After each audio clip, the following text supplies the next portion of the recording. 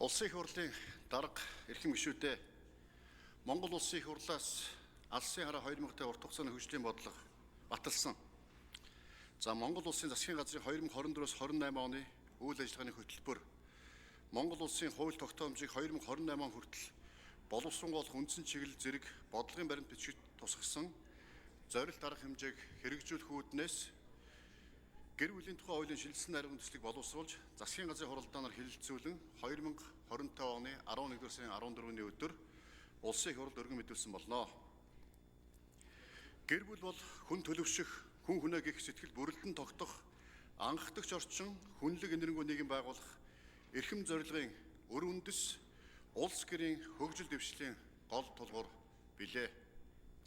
Тэр ч утгаараа Монгол улсын засгийн газраас хүний хөгжлийг бодлогынхаа төв тавьж хүнээ бодсон, иргэнээ эрхэмлсэн засаг төрийн үйл ажиллагаанаас улс гэр, эх орны ажил амьдрал шууд хамааралтай гэсэн зарчмаар ажиллаж байна.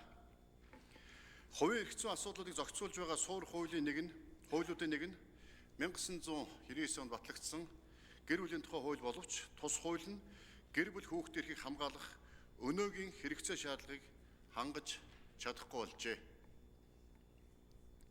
Цаашлаад хувьсан өөрчлөгдөж буй гэр бүлийн харилцааг бүрэн зохицуулж чадахгүйгээс практикт гэр бүлийн харилцааны олон асуудал гарахад хүүхэд гэр бүлийн гишүүдийн эрхийг бүрэн хамгаалж чадахгүй мухардмал ойлгомжгүй байдлыг үүсгэж нийгмийн тулгамдсан хөндөөр сэдвийн тоо улам бүр нэмэгдсээр байна.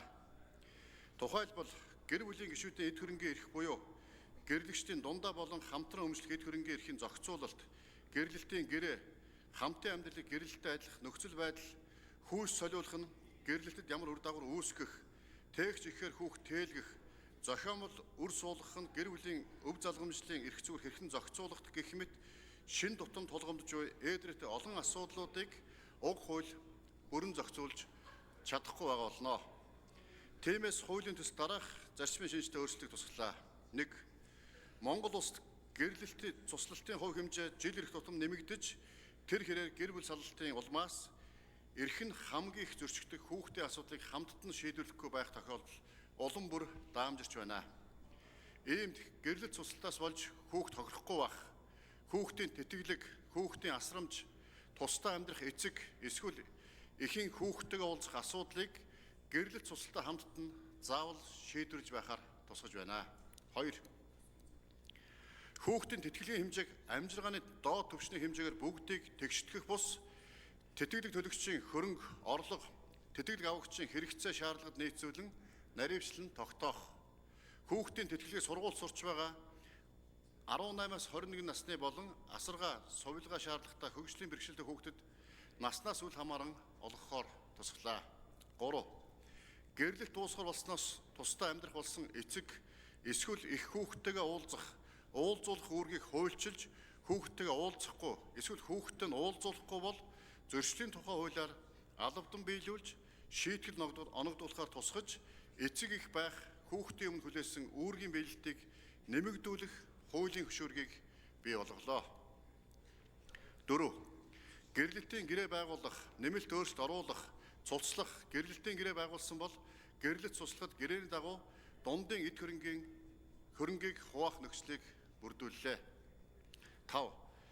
5-аас доошгүй жил хамтран амьдарч эд хөрөнг бий болгосон хамтран амьдрагчдын хамтын амьдрал дуусгар болоход гэрлэгчдэд дундын эд хөрөнгөө хуваадагтай адилтхан үзэхээр тусгалаа. 6. Цус ойртолтой сэргийлж гэрлэлт бүртгүүлэхээс өмнө садан төрлийн холбоотой эсгээ шалгуулж болохоор тусгасан болно. 7.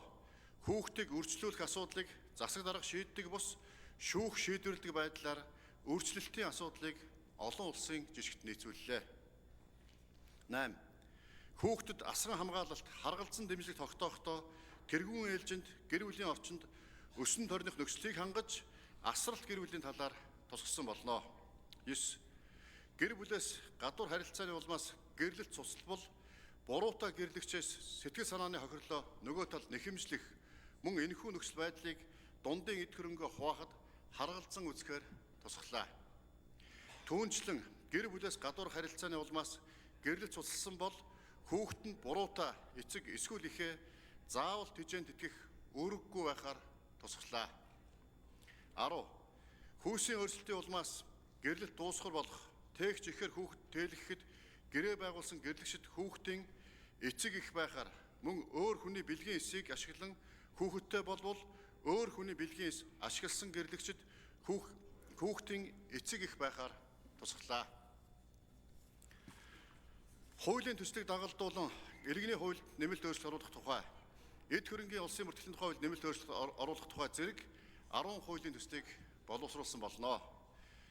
Бүхнээс эрхэм, бүгдээс чухал гэр бүлийн өмнө тулгамдж буй эмзэг хийгээд ээдрét олон асуудлын учиг зангалааг тайлж наривчлан зохицуулах уг хуулийн төслийн үзэл баримтлалын хүрээнд хэлэлцэн дэмжихийг та бүхнээс хүсье. Анхаарал тавьсанд баярлалаа. Та гэр бүлийн тухай хуулийн шинжилсэн хариулгын төслийн танилцуулга